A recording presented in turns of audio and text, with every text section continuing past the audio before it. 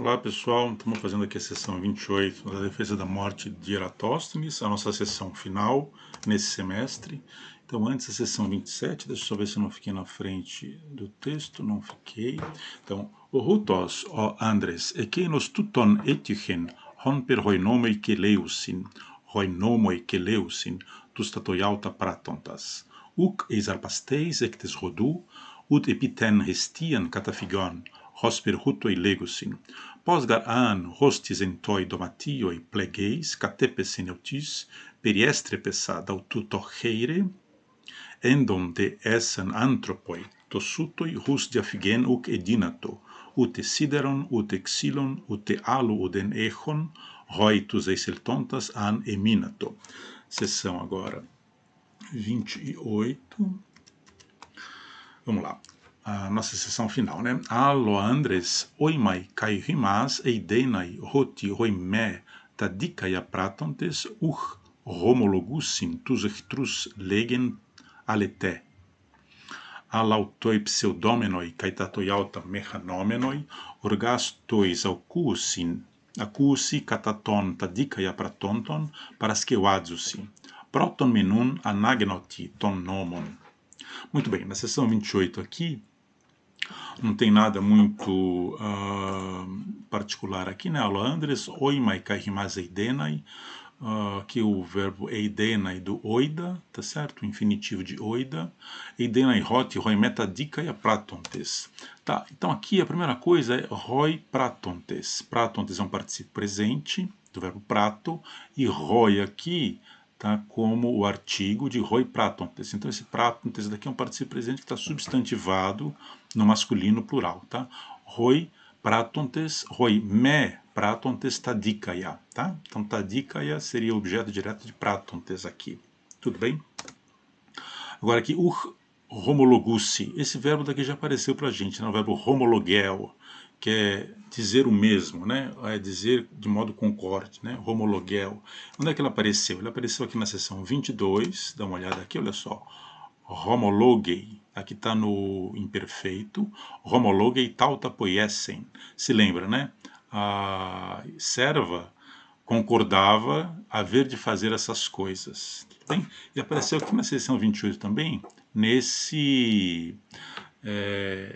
particípio perfeito, né? Ton pros homologemenon, tá certo? As coisas acordadas por mim. Apareceu também na seção 21.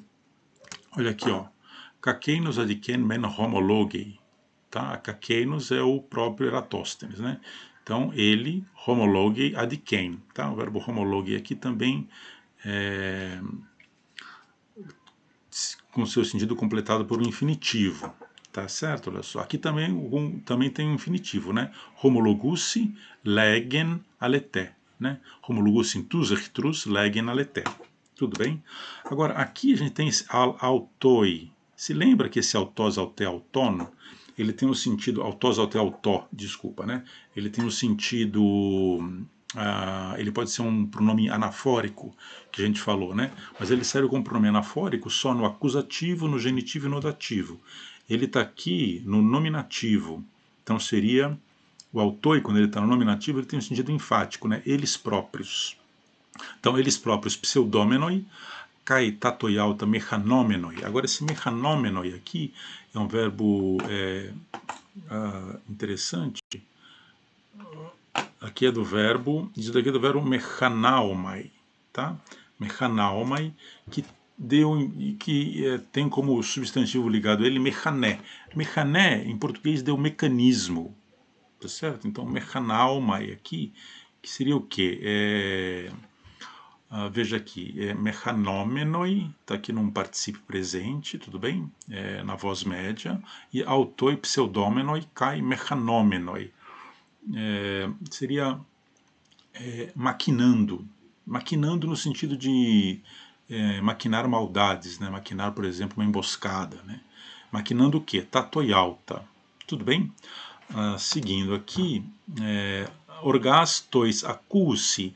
Esse acusi, a gente pode pensar que é a terceira pessoa do plural do verbo acuo, né? eu, tu, ele, nós, vós, eles, acuse. Mas repara que isso daqui também é o dativo plural do particípio presente no masculino ou no neutro. E que é o caso aqui, porque tem um artigo aqui, tá certo? Olha só. Tois acuse. Tudo bem? Então isso daqui é um particípio presente do verbo acuo, que está no dativo plural, masculino ou neutro. No caso vai ser masculino. A gente vai ver o que está fazendo esse dativo aqui daqui a pouco, né? Antes vamos passar por esse daqui, olha só, cataton, tadikaia pratonton.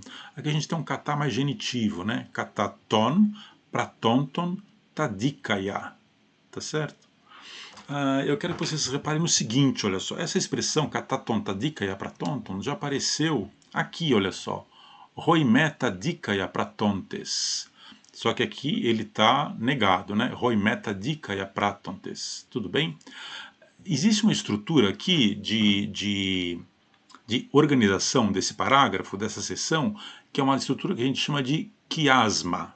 Quiasma, que é uma estrutura em X, digamos assim. Tá? Quiasma vem da letra Ri em grego. Então é uma estrutura de um Ri, estrutura de X. Veja, aqui você tem um termo que se repete aqui.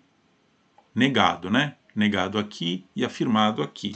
Aqui você tem nessa linha azul, olha só, o homologus intus ritrus aletelegen. Tá certo? Olha só, aletelegen faz parte do dizer verdades, não é isso? Aletelegen. Agora, autoi pseudomenoi. Então veja, aqui que está no aletelegen, aqui está negado pelo autoi pseudomenoi.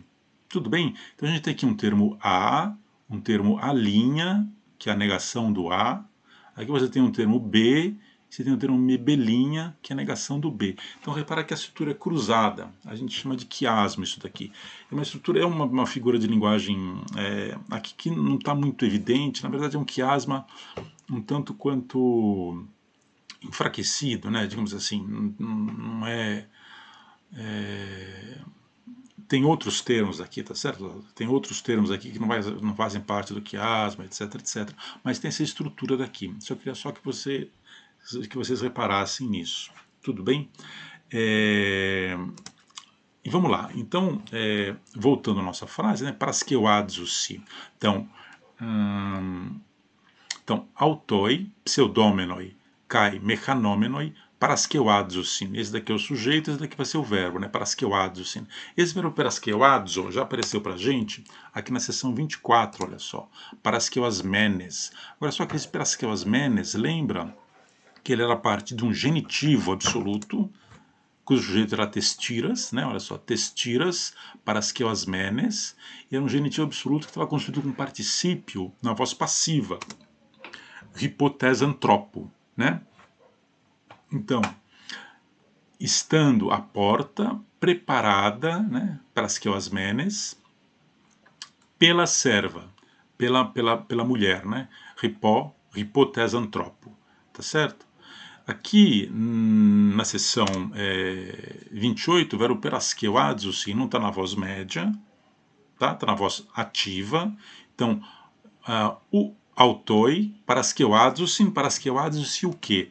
Parasqueuadzousin orgás, tá?